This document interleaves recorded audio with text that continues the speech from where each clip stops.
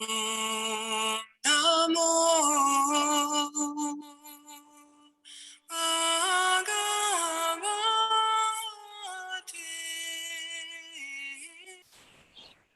Vasudevaya.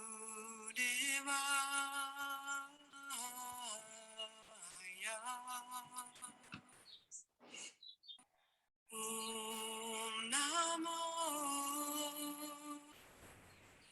Bhagavate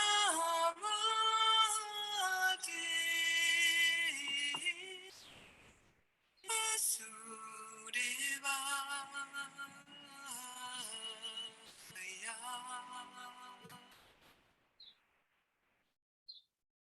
Good morning. We are on Bhagavad Gita, chapter 15, text 13. Gam avisya cha bhutani dharayami aham ojasa kusnami kasude sarva soma bhutva rasa maka. I enter into each planet, and by my energy they stay in orbit. I become the moon, and thereby supply the juice of life to all vegetables. It is understood that all the planets are floating in the air only by the energy of the Lord. The Lord enters into every atom, every planet, and every living being. That is discussed in the Brahma Samhita. It is said that one planetary portion of the Supreme Personality of Godhead, Paramatma, enters into the planets, the universe, the living entity, and even into the atom. So due to his entrance, everything is appropriately manifested. When the spirit soul is there, a living man can float on the water. But when the living spark is out of the body and the body is dead, it sinks. Of course, when it is decomposed, it floats just like straw and other things. But as soon as the man is dead, he at once sinks in the water. Similarly, all these planets are floating in space, and this is due to the entrance of the supreme energy of the Supreme Personality of Godhead. His energy is sustaining each planet, just like a handful of dust. If someone holds a handful of dust, there is no possibility of the dust falling. But if one throws it in the air, it will fall down. Similarly, these planets, which are floating in air, are actually held in the fist of the universal form of the Supreme Lord. By his strength and energy, all moving and unmoving things stay in their place. It is said that because of the Supreme Personality of Godhead, the sun is shining and the planets are steadily moving. Were it not for him, all the planets would scatter like dust in air and perish. Similarly, it is due to the Supreme Personality of Godhead that the moon nourishes all vegetables. Due to the moon's influence, the vegetables become delicious. Without the moonshine, the vegetables can neither grow nor taste succulent. Human society is working, living comfortably, and enjoying food. Human society is working, living comfortably, and enjoying food due to the supply from the Supreme Lord. Otherwise, mankind could not survive. The word Rasat Maka is very significant. Everything becomes palatable by the agency of the Supreme Lord through the influence of the moon. Text 14. Aham Vasvanaro Bhutva Praninam Deham Asrita Pranapana Samayukta Pakami Anam Katar Vidam. I am the fire of the digestion in every living body, and I am the air of life, outgoing and incoming, by which I digest the 4 kinds of foodstuff. According to Ayurvedic Sastra, we understand that there is a fire in the stomach which digests all food sent there. When the fire is not blazing, there is no hunger. And when the fire is in order, we become hungry. Sue, this is so funny. We were just talking about this. Yeah. Sometimes when the fire is not going nicely, treatment is required. In any case, this fire is representative of the Supreme Personality of Godhead. Vedic mantras also confirm that the Supreme Lord or Brahman is situated in the form of fire within the stomach and is digesting all kinds of foodstuff. Therefore, since he is helping the digestion of all kinds of foodstuff, the living entity is not independent in the eating process. Unless the Supreme Lord helps him in digesting, there is no possibility of eating. He thus produces and digests foodstuff and by his grace, we are enjoying life.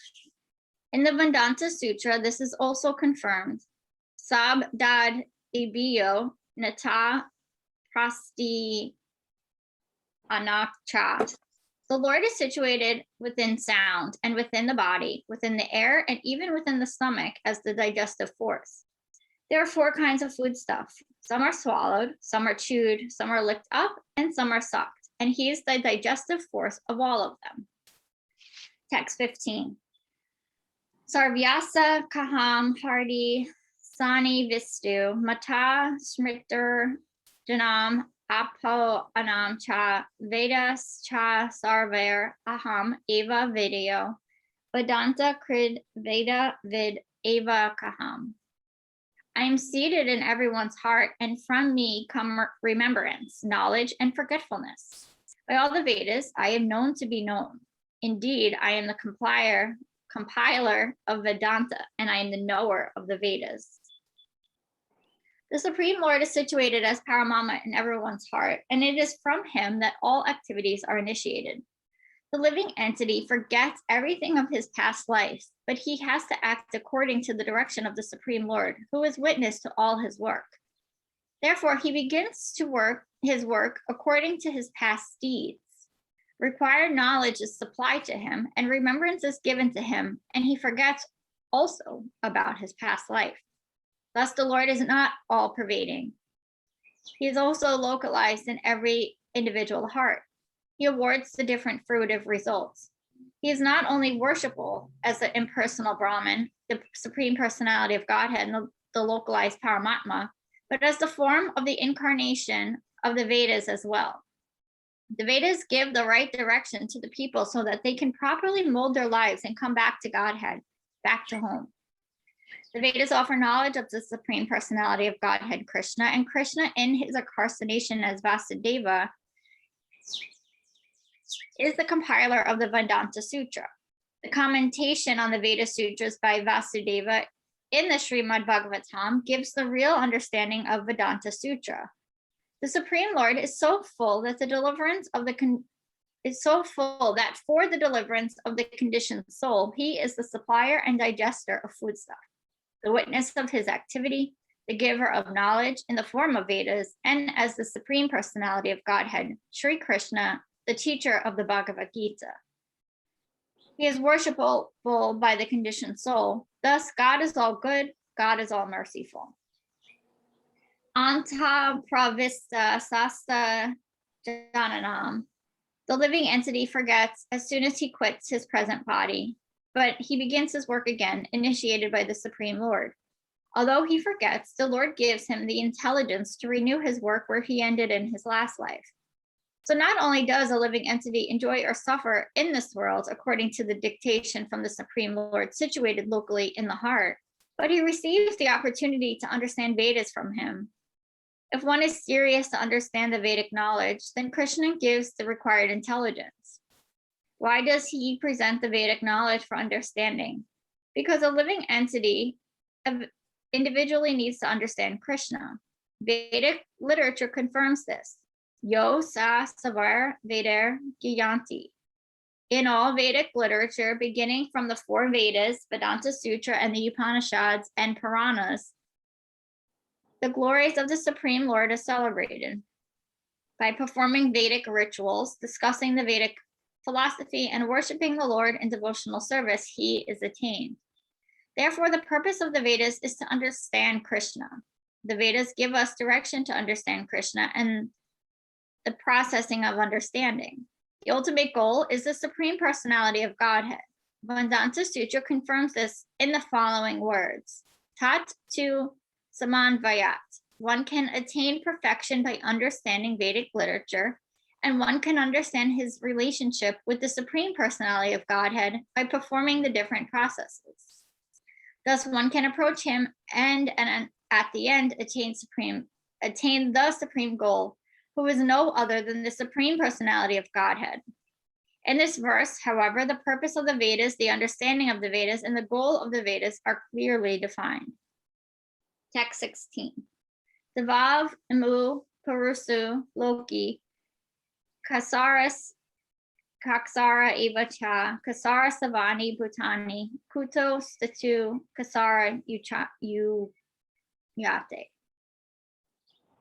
There are two classes of beings, the fallible and the infallible. In the material world, every entity is fallible, and in the spiritual world, every entity is called infallible. As already explained, the Lord in his incarnation as Vasudeva compiled the Vedanta Sutra. Here the Lord is giving, in summary, the contents of the Vedanta Sutra. He says that the living entities, who are innumerable, can be divided into two classes, the fallible and the infallible. The living entities are eternally separated parts and parcels of the Supreme Personality of Godhead. When they are in contact with the material world, they are called Jiva Bhuta. And in the Sanskrit words given here, Savani Bhutani, mean that they are fallible. Those who are in oneness with the Supreme Personality of Godhead, however, are called infallible. Oneness does not mean that they have no individuality, but that there is no disunity. They are all agreeable to the purpose of the creation. Of course, in the spiritual world, there is no such thing as creation, but since the Supreme Personality of Godhead has stated in the Vedanta Sutra that he is the source of all emanations, the conception is explained. According to the statement of the Supreme Personality of Godhead, Lord Krishna, there are two classes of men. The Vedas give evidence of this, so there is no doubt about it. The living entities who are struggling in this world with the mind and five senses have their material bodies, which are changing as long as the living entities are conditioned. One's body changes due to the contact with matter. Matter is changing, so the living entity appears to be changing. But in the spiritual world, the body is not made of matter. Therefore, there is no change. In the material world, the living entity undergoes 6 changes: birth, growth, duration, reproduction, then dwindling and vanishing. These are the changes of the material body. But in the spiritual world, the body does not change. There is no old age, there is no birth, there is no death. There all exist in oneness. It is more clearly explained as Sarani Bhutani, any living entity who has come in contact with matter, beginning from the first created being Brahma down to a small ant, is changing its body. Therefore, they are all fallible. In the spiritual world, however, they are always liberated in oneness. Text 16. Utama Parusastva Anya Paramat Mitsye Yuda Yo Loka Trayam Avasya Vibharti Avyaya Isvara. Besides these two, there is the greatest living personality, the Lord himself, who has entered into these worlds and is maintaining them. This verse is very nicely expressed in the Katha Upanishad and Sveta Svatara Upanishad. It is clearly stated there that above the innumerable living entities, some of whom are conditioned and some of whom are liberated, there is the Supreme Personality who is Paramatma. The Upasadhic verse runs as follows: Nityo Nityam Satanas Satananam. The purport is that amongst all the living entities, both conditioned and liberated, there is one supreme living personality, the Supreme Personality of Godhead, who maintains them and gives them all the facility of enjoyment according to different work. That Supreme Personality of Godhead is situated in everyone's heart as Paramatma. A wise man who can understand him is eligible to attain the perfect peace, not others. It is incorrect to think of the Supreme Lord and the living entities as being on the same level or equal in all respects. There is always the question of superiority and inferiority of the personalities. The particular word Utama is very significant. No one can surpass the Supreme Personality of Godhead. Loke is also very significant because in the Parusa, a Vedic literature, it is stated, Lokyate Vedartha Neda. The Supreme Lord, in his localized aspects of Paramatma, explains the purpose of the Vedas. The following verse also appears in the Vedas. Tavad esa samprasado smak charyat samhaya param gyoti rupam sampatye savina rupina apini padyate sa utama parusa. The Supreme coming out of the body enters the impersonal Brahmayoti. Then in his form, he remains in his spiritual identity. That Supreme is called the Supreme Personality. This means that the Supreme Personality is exhibiting and diffusing his spiritual effulgence, which is the ultimate illumination. That Supreme Personality also has a localized aspect of Paramatma by incarnating himself as the son of Satyavati and Parasara. He explains the Vedic knowledge as Vasudeva. Text 18. Yasmat kasaram atita oham aksarad apai katama atosmi loki veda cha pratvitya parusotapma. Because I am transcendental beyond both the fallible and the infallible, and because I am the greatest, I am celebrated both in the world and in the Vedas as that Supreme Person. No one can surpass the Supreme Personality of Godhead, Krishna, neither the conditioned soul nor the liberated soul. He is, therefore, the greatest of personalities.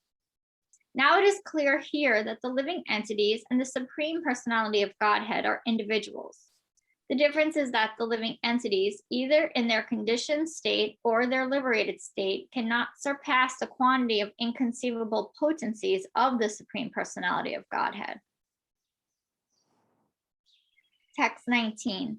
Yo mam evam asamudo janati parusatamam sa sarva vid vajanti mam sarva bhavena bharata. Whoever knows me as the Supreme Personality of Godhead without doubting is to be understood as the knower of everything, and he therefore engages himself in full devotional service, O son of Bharata. There are many philosophical speculations about the constitutional position of the living entities and the supreme absolute truth. Now, in this verse, the Supreme Personality of Godhead clearly explains that anyone who knows Lord Krishna as Supreme Person is actually the knower of everything. The imperfect knower goes on simply speculating about the absolute truth, but the perfect knower, without wasting his valuable time, engages directly in Krishna consciousness. The devotional service of the Supreme Lord. Throughout the whole of Bhagavad Gita, this fact is being stressed at every step. And still, there are so many stubborn commentators on Bhagavad Gita who consider the supreme absolute truth and the living entities to be one and the same. Vedic knowledge is called Shruti, learning by oral reception. One should actually receive the Vedic message from authorities like Krishna and his representatives. Here, Krishna distinguishes everything very nicely, and one should hear from this source. Simply to hear like the hogs is not sufficient. One must be able to understand from the authorities. It is not that one should simply speculate academically. One should submissively hear from Bhagavad Gita that these living entities are always subordinate to Supreme Personality of Godhead. Anyone who is able to understand this according to the Supreme Personality of Godhead, Sri Krishna, knows the purpose of the Vedas. No one else knows the purpose of the Vedas. The word bhajanti is very significant. In many places, the word bhayati is expressed in relationship with the service of the Supreme Lord. If a person is engaged in full Krishna consciousness and devotional service of the Lord, it is to be understood that he has understood all Vedic knowledge. In the Vasneva Parapara, it is said that if one is engaged in the devotional service of Krishna, then there is no need for a spiritual process to understand the supreme absolute truth. He has already come to the post because he is engaged in the devotional service of the Lord. He has ended all preliminary processes of understanding. Similarly, if anyone, after speculating for hundreds of thousands of lives, does not come to the point that Krishna is the Supreme Personality of Godhead and that one has to surrender there, all his speculation for so many years and lives is a useless waste of time.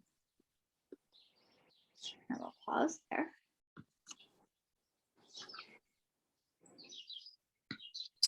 So in the last text, it said if we're not hearing or reading this with a representative of Krishna or a knowledgeable person, then it's as if we're hogs hearing this. No, I think what he's saying is, and when I read that to say it's not enough to just read about the hogs. Wait, let me reread it. I thought it meant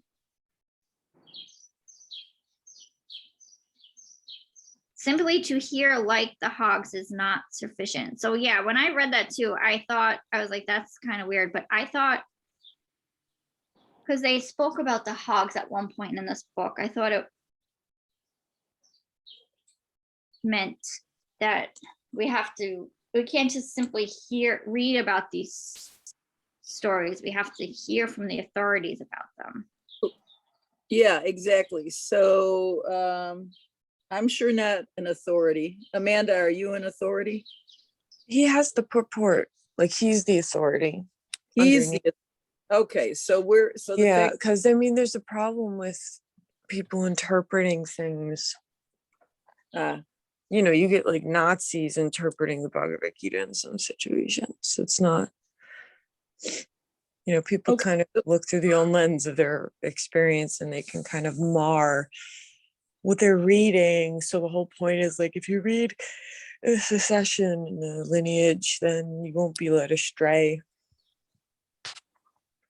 Okay.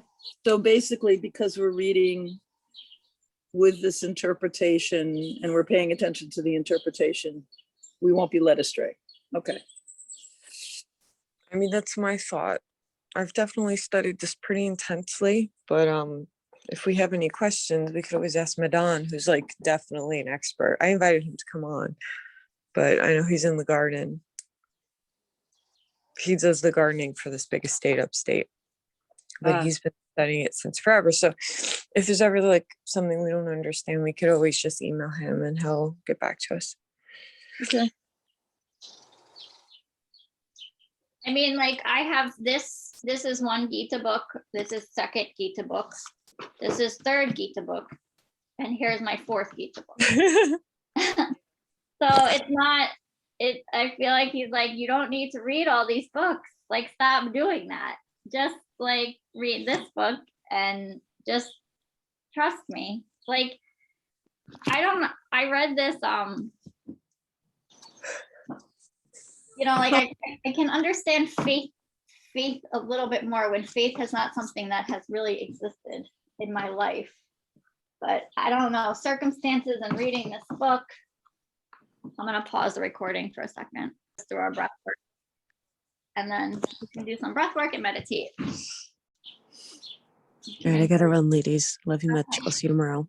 Bye, Amanda. See you, Amanda. And Pam, I'm probably going to sign out early too, because I got to make that 9 o'clock yoga class. So. Oh, it's at 9. Yeah. So you go whenever you need to.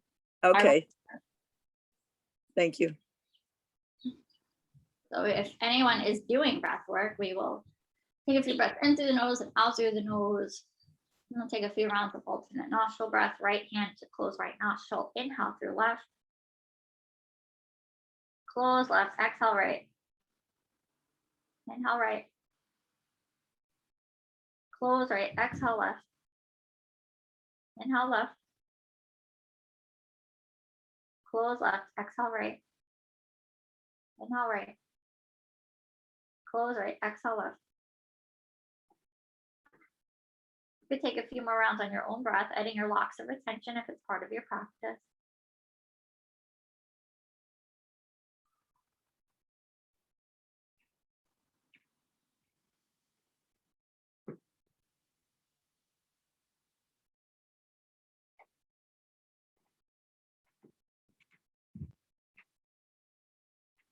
When you're done, you'll exhale out through the left side. I'm going to set the timer.